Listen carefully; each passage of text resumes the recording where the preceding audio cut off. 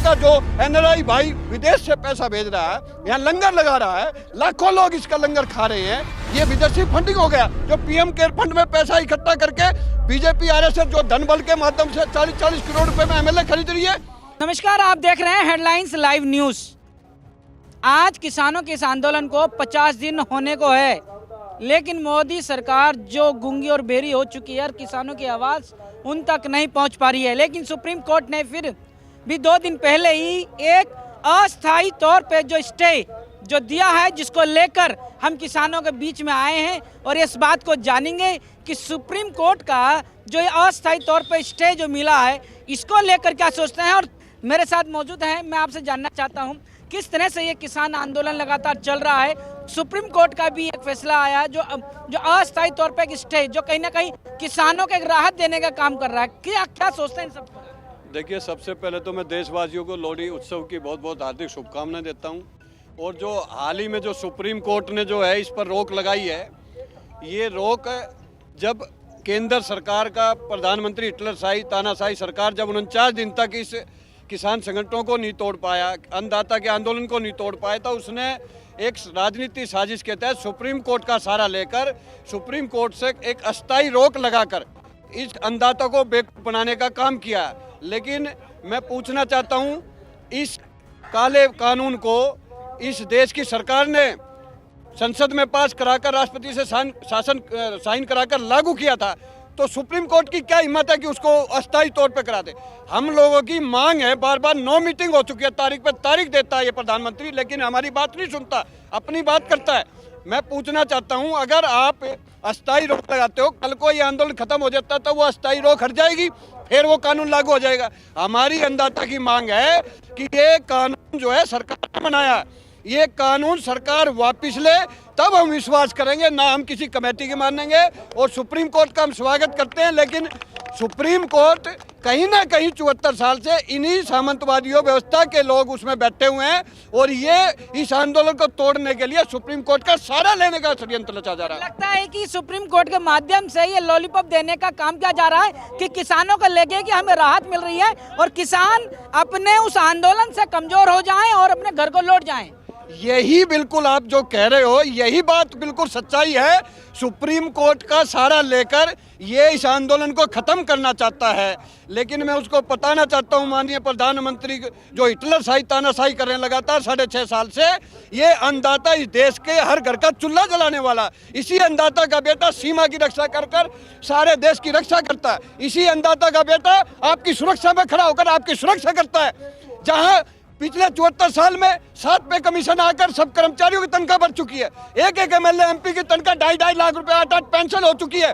तो इस अन्नदाता का पेट्रोल महंगा हो गया, यूरिया महंगा हो गया, बिजली महंगी हो गई है, ट्रांसपोर्टिंग महंगी हो गई है। इस अन्नदाता की आय को नहीं दुगना किया आपने। कहीं ना कहीं इस अन्नदाता को इसके खेत में मजदूर बनाने का, इसको बंधुआ बनाने का और इस देश की सारी संस्थाओं को बेचकर इस देश को गुलामी की तरफ, बेरोजगारी की तरफ ले जाने का काम इस देश का प्रधानमंत्री और आरएसएस के साथ मिलकर ये एक षड्यंत्र रच रहा है। ये काला कानून अन्नदाता के फेवर में नहीं है, ना ये देश की जनता के फेवर में, ये अडानी अंबानी के फेवर का। इससे देश की जीडीपी गिरेगी, इससे अडानी अंबानी की जीडीपी बढ़ेगी। मैं कहना चाहता हूँ, 5 जून को ये लागू हुआ, 1 साल पहले कैसे अडानी अंबानी को 100 एकड़ के एफसीआई के गोदाम मिल गए, कैसे उसने वहां पर बना दिया। इसका मतलब पहले से ही देश के प्रधानमंत्री ने अडानी अंबानी से मिलकर यह षड्यंत्र रच दिया था कि ये कृषि क्षेत्र अगर हमारे काबू में आ गया तो ये अन्नदाता जो आत्मनिर्भर होकर अपने बच्चों को doctor, engineer, IPS, MLA, MP बनाता है, ये बंद हो जाएगा और हम 15% के लोग इस देश में इनको भी गुलाम बना देंगे। और कहीं ना कहीं ये सुप्रीम कोर्ट का सहारा इसलिए दिया जा रहा है, इससे पहले हिंदू और सिखों को लड़ाने का षड्यंत्र रचाएगा, फिर खालिस्तान के नाम पे, फिर विदेशी फंडिंग के नाम पर, फिर टुकड़े टुकड़े गैंग के नाम पर। मैं पूछना चाहता हूँ, पीएम केयर फंड के अंदर 9 चाइनीज कंपनी का पैसा अरबों खरबों रुपए आ गया, पूरी विदेशी कंपनियों का पैसा आ रहा है, विदेशी फंडिंग हुआ है। प्रधानमंत्री को जवाब वहां देना चाहिए और इसका हिसाब देना चाहिए। आप इस अन्नदाता का जो एनआरआई भाई विदेश से पैसा भेज रहा है, यहाँ लंगर लगा रहा है, लाखों लोग इसका लंगर खा रहे हैं, ये विदेशी फंडिंग हो गया। जो पीएम केयर फंड में पैसा इकट्ठा करके बीजेपी आरएसएस जो धन बल के माध्यम से 40-40 करोड़ रुपए में एमएलए खरीद रही है, बनी चुनी हुई सरकार को ईवीएम के माध्यम से सरकार को घेरने का काम किया जा रहा है, संविधान को तोड़ा जा रहा है, लोकतंत्र को तोड़ा जा रहा है। कहीं ना कहीं ये जो है देशद्रोही सरकार है, संविधान को तोड़ने वाली सरकार है और अन्नदाता को बिल्कुल उसके खेत में मजदूर और बंधुआ बनाने की सरकार है। ये अन्नदाता अब की बार आर पार की लड़ाई के लिए होगा। हम सुप्रीम कोर्ट का सम्मान करते हैं, लेकिन सुप्रीम कोर्ट से कहना चाहते हैं कि ये केंद्र सरकार ने बिल लाकर हमारे ऊपर थोपा गया बिना मांगे। हम आपकी बात को नहीं मानेंगे, आपका सम्मान करते हैं, लेकिन आप जो है सरकार पर दबाव बनाइए और सरकार से कहिए इस बिल को वापस ले, क्योंकि ये सरकार ने बिल बनाए हैं। अगर ये अस्थायी बिल हमारा आंदोलन खत्म हो गया और एक हफ्ते बाद कोर्ट ने इससे रोक हटा ली तो ये तो बिल फिर लागू हो जाएगा। तो ये कहीं ना कहीं आरएसएस और प्रधानमंत्री कृषि मंत्री की साजिश है। किसी तरीके से किसान संगठनों को आपस में लड़ाकर इनको कमजोर किया जाए, इसलिए इसको देरी किया जा रहा है। आज मैं पूछना चाहता हूँ, कितनी लेयर सुरक्षा लगा दी? क्या चाइना कब्जा करता जा रहा है, वहाँ क्यों नहीं है सुरक्षा लगाते? पाकिस्तान कब्जा करता जा रहा है, वहाँ क्यों नहीं सुरक्षा लगाते? जो अन्नदाता है, संविधान के अंदर हक है। अगर आज हम रोड पे बैठे, इसका जिम्मेवार देश की सरकार है। क्यों सरकार है? हमारा हक है रामलीला मैदान जंतर मंतर पर जाने का, लेकिन इस देश के प्रधानमंत्री ने हिटलर शाही दिखाकर जवान को किसान से, किसान को जवान से लड़ाने का काम किया और अब नकली किसानों को असली किसानों से लड़ाने का काम किया जा रहा है। ये सरकार 2014 से लेकर हिंदू मुस्लिम मंदिर मस्जिद के नाम पर, कभी SC ST OBC माइनॉरिटी के नाम पर सबको लड़ाने का काम करी है, और कभी हिंदू के नाम पर। यह देश हिंदू मुस्लिम सिख ईसाई आज़ादी से पहले भी सबने आज़ादी से पहले बलिदान दिया था, और आज भी हिंदू मुस्लिम सिख ईसाई सब यहाँ पर खड़े हुए हैं।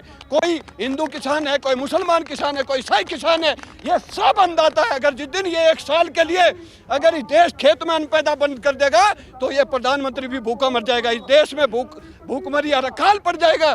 जिस दिन सीमा से अगर इसका बेटा छोड़कर आ जाएगा, मेरे बाप को आतंकवादी ये देश का प्रधानमंत्री कह रहा है, मैं उस दिन ये देश पाकिस्तान चाइना के कब्जे में आ जाएगा। इसलिए मैं कहना चाहता हूँ, सुप्रीम कोर्ट का सम्मान करते हैं, लेकिन हम सुप्रीम कोर्ट की कमेटी के पास नहीं जाएंगे। वो वही 4 लोग हैं जिन्होंने ये बिल बनाने में सरकार का साथ दिया था। इसलिए मैं कहना चाहता हूँ इस देश की सरकार को, ये सिंगू बॉर्डर नहीं है, इन वीर सिखों ने, गुरु गोविंद के वंशजों ने ये दिखा दिया कि आए थे पंजाब से हजारों की संख्या में। आज इंटरनेशनल लेवल पर कनाडा हो, अमेरिका हो, ब्रिटेन हो, पूरे वर्ल्ड में पहली बार ये 74 साल में आंदोलन हो रहा है। मैं इन सिख भाइयों को सलूट करता हूँ। ये वो वीर धरती से आए हैं, इन्होंने दिखा दिया, इनके साथ पूरे देश का किसान जुड़ गया। इन्होंने दिखा दिया इस सरकार को झुका देंगे हम। और गुरु गोविंद सिंह ने कहा था, चिड़ियों को बाज से लड़ाऊं, गीदड़ों को मैं शेर बनाऊं, 1.25 लाख से 1 लड़ाऊं, तभी गुरु गोविंद सिंह नाम कमाऊं। तो इन्होंने वो दिखा दिया, ये उसके वंशज वीर है। ये जब तक ये बिल वापस नहीं होगा, जब तक ये वापस जाने वाले नहीं हो, और ये ईवीएम हटाओ आंदोलन भी हमें अब चलाना पड़ेगा, क्योंकि ये हमारी वोट की ताकत भी खत्म कर चुका है। इसलिए हम लोगों का एक और है कि इसके साथ साथ किसान आंदोलन कामयाब करके काला कानून वापस कराएंगे, और आगे ईवीएम दोबारा भी इसको हम उखाड़ फेंकने का काम करेंगे। और इसके बाद अगर ये काला कानून वापस ले लिया तो 26 जनवरी की जगह अब की बार किसान डे के रूप में पूरे बॉर्डरों पर ये किसान डे के रूप में 26 जनवरी बनाया जाएगा। इसलिए आपने अपनी काफ़ी चीज़ों में काफ़ी सवालों के जवाब दे दिए हैं, लेकिन फिर भी कई सवाल मैं और पूछ लेता हूं कि जब भी इस तरह का बड़ा आंदोलन होता है तो वहां से जो है ना नेटवर्क गायब हो जाता है, इंटरनेट गायब हो जाता है, ताकि वहां की बातें दूर जगह तक ना पहुंच पाए। ऐसे ही यहाँ पर नेटवर्क गायब हो गया और यहाँ पर जीमर लगा दिए गए, फ़ोन नहीं आ सकता, लाइव नहीं कर सकते। और एक मीडिया, एक माध्यम ऐसा होता है कि एक आवाज़ को पूरे देश तक पहुँचाने का काम करता है। कहीं ना कहीं मीडिया की भी तस्वीर इस दौर में गोदी मीडिया के तौर पर जानी जा रही है। क्या कहना चाहेंगे? देखिए, इस आंदोलन को तोड़ने में, इस देश को गिरवी रखने में, इस देश को गुलामी की तरफ ले जाने में प्रधानमंत्री के साथ सबसे बड़ा रोल है तो इस मीडिया का रोल है, जो गोदी और मोदी मीडिया। आज ये इस आंदोलन को तोड़ने के लिए जी हिंदुस्तान वाले लगातार इस आंदोलन को बदनाम करने का काम कर रहे हैं। अलग अलग चैनल इसको दिखाने का, बदनाम करने का काम कर रहे हैं। ये तो यूट्यूब चैनल वाले हैं जो आप लोग हो, जिन्होंने इस आंदोलन को पूरी देश के नहीं पूरे इंटरनेशनल पर पहुंचाने का काम किया। आपको हम सलूट करते हैं। और मैं कहना चाहता हूँ देश की गोदी मीडिया से या तो सुधर जाओ।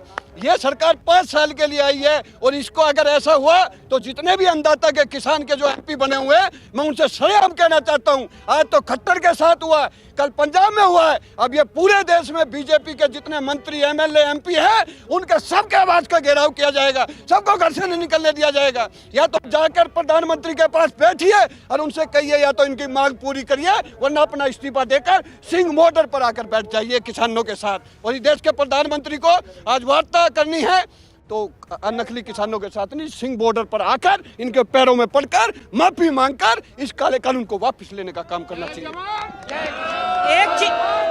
एक आखिरी सवाल मैं आपसे करना चाहूंगा कि इस वक्त जो ये जोश किसानों के अंदर, पूरे देश के अंदर जो पहुंच चुका है कि किसानों के साथ ये जिस तरह का बिल लाकर जो सरकार कर रही है और खुद गूंगी बहरी बन चुकी है, क्या ये वाला जोश आने वाले वक्त में जब जनता का जो हथियार है वोट का, क्या तब तक ये जोश सलामत रहेगा, या आने वाले वक्त तक जब चुनाव का दौर आता है तो इस जख्मों को भरने का काम बखूबी जानती है पार्टियां और उस वक्त ये ठंडा कर देती हैं? देखिए, अब की बार पहली बार ये जो 74 साल में अन्नदाता का आंदोलन हुआ, ये शायद पहला आंदोलन है जो पूरे देश ही नहीं, पूरे इंटरनेशनल लेवल पर आंदोलन हो रहा है। और इस देश के प्रधानमंत्री की कतनी और करनी में ये कहता सबका साथ सबका विकास, अडानी का साथ और सबका विनाश करने का काम कर रहा है। ऐसा हमें नहीं चाहिए।